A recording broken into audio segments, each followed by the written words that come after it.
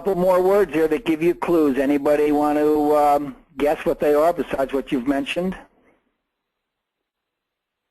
We've got Michael again. He has another idea for us. Actually, my name is Benjamin, and he's like, he said his eyes were narrowed, and as he goes to the restaurant and pushes his lips tightly. Can you speak up a little louder for me? Michael's asking my dad's name. My name is Benjamin, and what gives the clues is maybe his eyes narrow and he pursed his lips tightly. Yep. Excellent. Very good.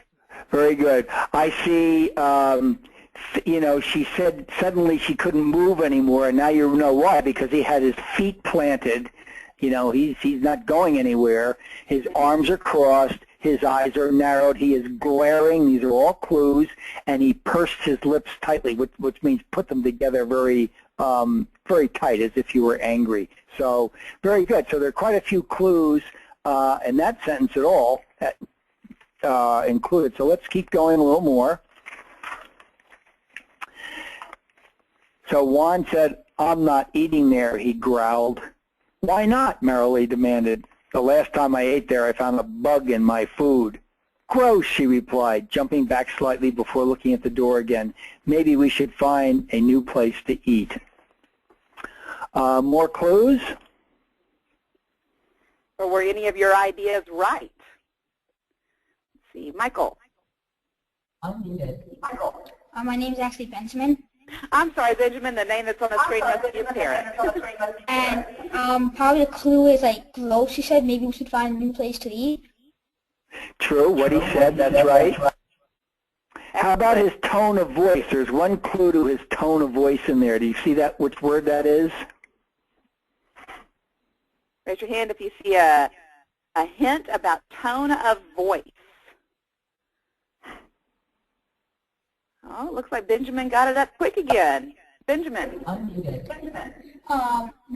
he said he growled. He growled, absolutely. That's somebody who's kind of angry when they growl like that. So that gives you another clue. I'm not eating there. He growled. Good point. And then the words, then as you see, the author used the words, why he's growling. The last time I ate there, I found a bug in my food. So it just follows on to the other clues that you guys already identified as to, so you really very clearly get the picture that Juan is angry. Now you know why he's angry. And you see actually Marilee's emotions have changed. One part of the story, she's enthusiastic, can't wait to go in there. Now her remark is gross. So you see she changed her opinions too.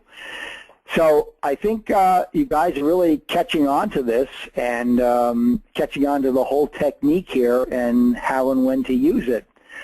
So I think that at this point, I think you've got it well enough now that I think I'm going to end this formal part of the webinar and thank you for participating and for your answers. And I'm going to turn it back to Mrs. Adams because she has some more things to tell you. So let me turn it back to her. And again, let me say thank you. Well, thank you, Mr. Smith. And before we kind of move into the next part, I'd like to see if anybody has any ideas or share your thoughts that you've had, maybe something new that you've learned. We talked about a new acronym today. We looked at some charts that might help you as you're going through your writing. Are there any questions that you might have or any new ideas, anything that you can take away from today that will help you as you are moving through your writing? Because I know one thing that I would have been able to use in my classroom when I was still there is definitely the acronym, because it's something that you can use when you're writing on a test or a quick assignment. Can anybody raise your hand and tell me what our acronym was that we talked about? There were 4 letters to our acronym. Let's see if anybody remembers what it is.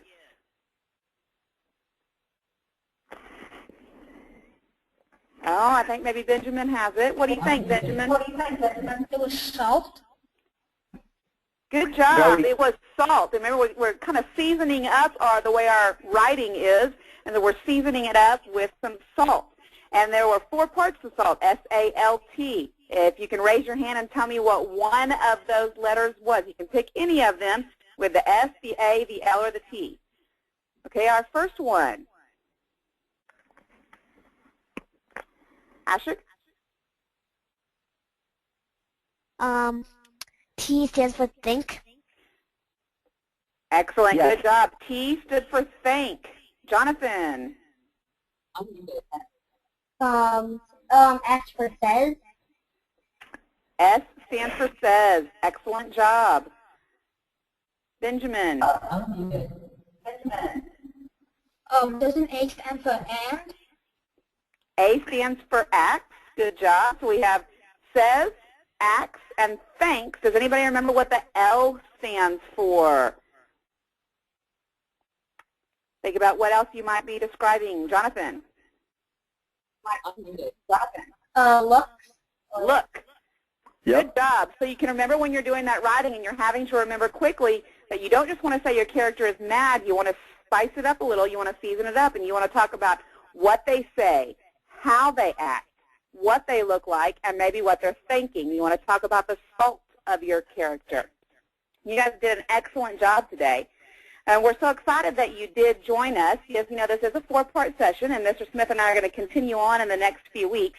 We have some different activities that you can participate in this next week to increase your knowledge of this topic and to be prepared for next week's session.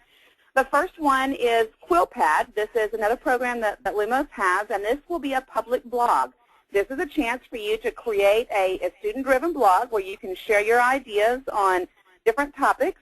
We would like to remind you that it is public, so we do ask that you get your parents' help in registering to create your blog, and always, always follow your safe internet practices and things that you share. You don't want to share personal information, and you want to be very cautious about the topics that you write on. This week, we have 2 topics that we'd like you to write on. The first is, how can you use better descriptions of emotions in your writing? And then the second thing that Mr. Smith and I would like you to do is pick one emotion and write a paragraph describing it. Similar to the short story that we saw today with Mary Lee and Juan, you can pick one emotion, maybe happy or sad or jealousy, excitement, and you can write a short paragraph or a short little story describing it. The next thing that we also have is the Lumos Step Up. Some of you are already currently using Lumos Step Up. What we have for the Write Better workshop is some e-learning workbooks with multiple choice questions, some videos, and additional content. So we'd like to, if you're a current subscriber, encourage you to log into Step Up, and on the left side of the screen where you normally would see your, I'm sorry, not on the left side, in the center where you would see math or language arts, you'll also now see starting Monday a tab for Write Better. And if you are a new student and you've joined us just for the Write Better sessions, then you will be getting, actually your parents will be getting an email by Monday giving you login information of how to access it. When you log in, you'll be able to see a screen similar to this that will show you the 4 different sessions. There's emotions, which is today, and then setting will be next week, then persuasion, and then an essential elements check.